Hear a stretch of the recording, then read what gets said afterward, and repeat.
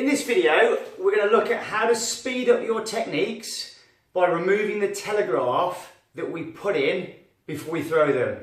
So what is a telegraph? Well, a telegraph is basically some pre-movement that we add in to any kick or punch we throw. For example, if I'm in my fighting stance and I go to throw a punch, I might do something like this. Roll the shoulder back before I throw it. Same with the rear hand, roll the shoulder back before I throw it. Or a more common one is with the hook. So I really overextend that arm here before I throw the hooking punch. One of the most common telegraphs is with a kick. So for example here, just before I do my kick, I do a little step off the back foot here, and then I do my kick. And that itself is a telegraph. Any pre-kick or punch movement that you add in unnecessarily stands a great chance of informing your partner, your opponent, as to what you're going to do. And if they can see some kind of movement before you throw the attack, then there's a greater chance they can do something about it. So how can we remove it? Brilliant. A real simple training session is get yourself a mirror, or if you don't have access to a mirror, get your iPhone or your smartphone, turn it around so the camera faces you, and then just stand in front of it in your fighting stance. And quite simply now, look, I can see exactly what I look like in the eyes of my opponent. I can see where my guard is, I can see when my shoulders are shrugged, I'm in my fighting stance. And if my guard was a little bit too low, straight away I can see that. So the mirror or a camera is a fantastic training aid to use as part of your martial arts training because it doesn't lie. You just need to make sure that you look at it and interpret it and then do whatever's needed to change it. So straight away, look, my guard's up nice and tight here so I can see it. So instead of rolling that shoulder back before I throw my jab, now all I'm going to do is stick that jab straight out and back again here, look. A little bit of push off my back foot, that extends me forward and straight back. Same with the cross punch, look. Send that cross punch and straight back here this way. There's no rolling the shoulder or big swinging punches here. Straight from your position, look, and it's a short, sharp turn here. And the body mechanics do all the work. Same with the kicks, look. So instead of having a big wide stance and doing a big step and then a kick, all we're going to do now is bring that back foot a little bit further up to a point where I can now bring that foot off the floor without having to step. From there, I stab the kick out, land, and then reset. So let's take that training to the bag now, look. So what I'm going to do from here, facing my punch bag this way, in a good, strong, solid stance, I'm going to make a conscious effort not to telegraph the punches.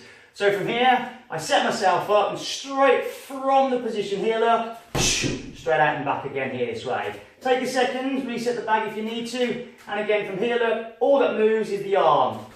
Straight out and straight back again. Same with the cross punch.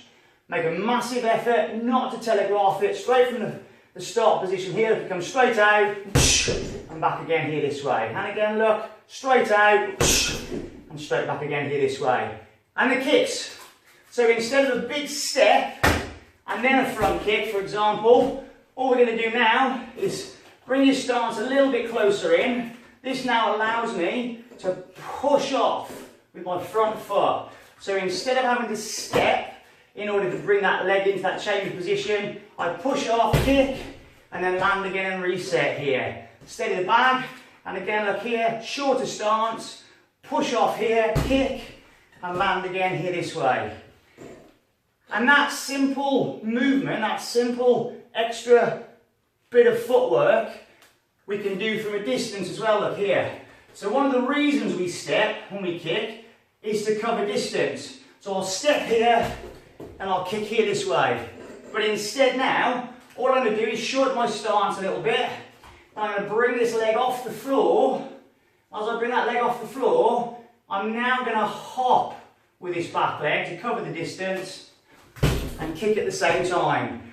So instead of telegraphing the technique by doing a step first and then the kick, now the first thing my opponent sees is me moving towards them. So shorten your stance a little bit, you bring your leg off the floor and you hop into it. And that speeds up the attack, removes the telegraph. First thing your opponent sees is you're on the way with that kick. And the principle works the same with your round kicks and your side kicks and your axe kicks. Any static kick, spins and jumps, totally different, so don't work it with those. But look, from a round kick, shorten your stance. So my back foot is just underneath my shoulder here. This now allows me to push off with my front foot here. So as opposed to having to step and then lift that leg up to kick, now look, if I shorten my stance, all I need to do is push off my front leg here, chamber the kick, send it, land it, and then reset here. So instead of the big telegraph, it's just this, look. Push, kick, and land here. And again, push, kick, and land here. Same principle with a side kick. Instead of the big distance, the big elongated stance here, I need to step to send it. Bring your back foot just underneath your shoulder. 70% of the weight goes onto the back leg here. Then you just need to bring that leg off the floor, send it out, land it, and then reset your stance. And from the distance, look, if I want to use that principle to cover distance, to hit my opponent with a side kick or a round kick or a front kick, just as you just saw, look, a little bit further away, more realistic fighting distance. And instead of having to step and kick here, now all I do, shorten that back leg here, that foot goes underneath my shoulder, foot comes off the floor. As soon as that foot comes off the floor, I chamber and hop all at the same time. This way. So we cover the distance, close that gap, without giving away what we're going to do by having to step here. Watch again. So shorten the stance here, look. Foot comes off the floor. And I hop in and hit the bag. And with the round kick, same principle. Shorten the stance back here. Foot comes off the floor. And I hop in and hit the bag here this way. Give it a go.